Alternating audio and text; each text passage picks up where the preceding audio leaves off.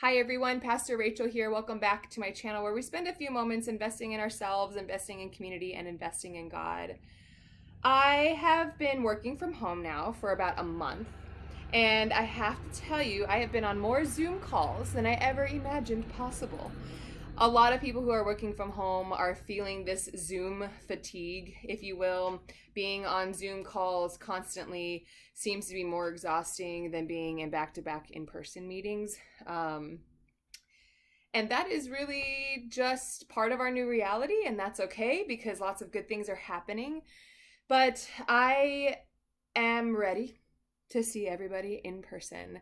However, I am grateful for the opportunity to see people and gather and pray and do ministry and work through the internet. So we give thanks for all the technology that is helping us remain connected that way.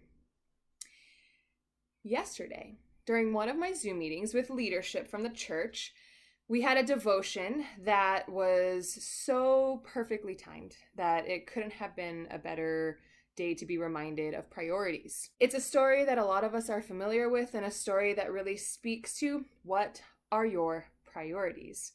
And so today I thought I would demonstrate the story of the rocks,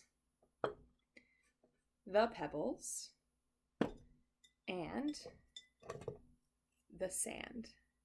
So we take this empty jar and we use this as, say, this is our life. And if we fill our life with things that are minuscule, but they take up a lot of space, a lot like social media, worrying about what other people think, if we spend our time judging others, if we spend our time filling it with little things that take up space and that hurt our well-being. And honestly, I'm very good at doing things like that, like wasting away in front of a TV or spending hours on my phone and not engaging in other things, but I do them so much. And then if we were to take the next level of priorities, things that are good for us, things that, keep a roof over our head, our jobs, things that bring income, things that keep us grounded.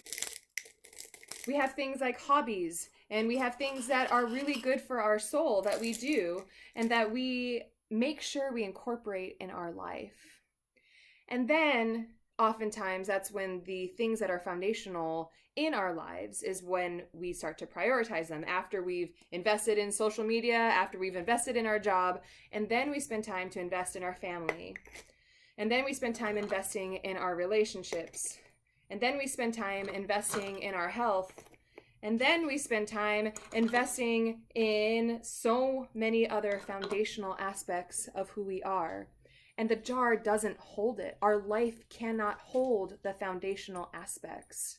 It is overflowing because we have filled it with so many other things that are important at some point, but they take up so much space, where family and health and friendships and relationships can no longer fit appropriately. However, if we restructure and reprioritize our life, so it is first filled with the priority of family, the priority of relationships, the priority of faith, our priority of health, and the priority of our well-being. If we start there, we have an excellent foundation. And then from there, we fill the space with things like our jobs, with things like our hobbies, things that bring us joy, gardening, being out in the sunshine, taking walks, doing things that are good for our relationships and good for our health.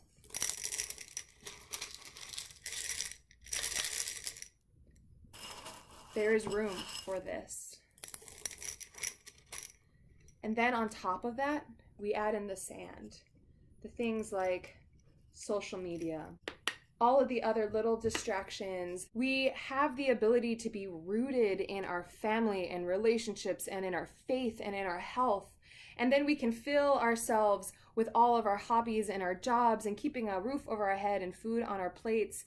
And then from there, we can do things like social media and TV and other things that may not give us as much satisfaction in our life, but are still okay to do and invest in. They're still okay to do when we are grounded in our priorities. When we prioritize the core values of who we are, the other things, they don't start to overshadow things like family, relationships, God, and health. And I think that so quickly in our culture, it's easy to say that social media and TV are a priority because they're easy and they don't take a lot of work and they don't take a lot of effort and there's zero pain when it comes with that. But relationships are hard. Caring for our body that God has given us is hard.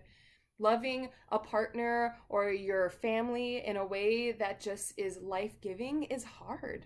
We are in a really unique opportunity to genuinely refocus onto the core of our life.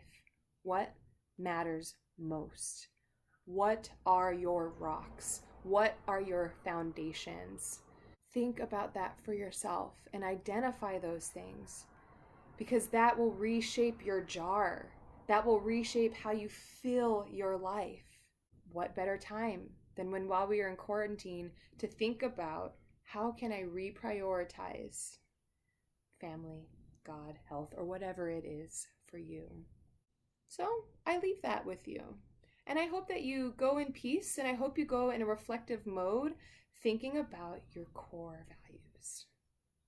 Let us fill our lives with good and holy things, with people and relationships and things that give us life. But let us also not feel guilty about the sand that sometimes takes up space, but it's not bad. But let us refocus on the core values. For those are the things that we hold true, and those are the things that we value into the pits of our soul. And we give thanks to you, O God, for the opportunity to refocus. We pray all these things in your precious and wonderful name this day. Amen. May you go in peace, and may you go knowing that our core values matter. Many blessings, my friends, and I will see you tomorrow. Have a great day.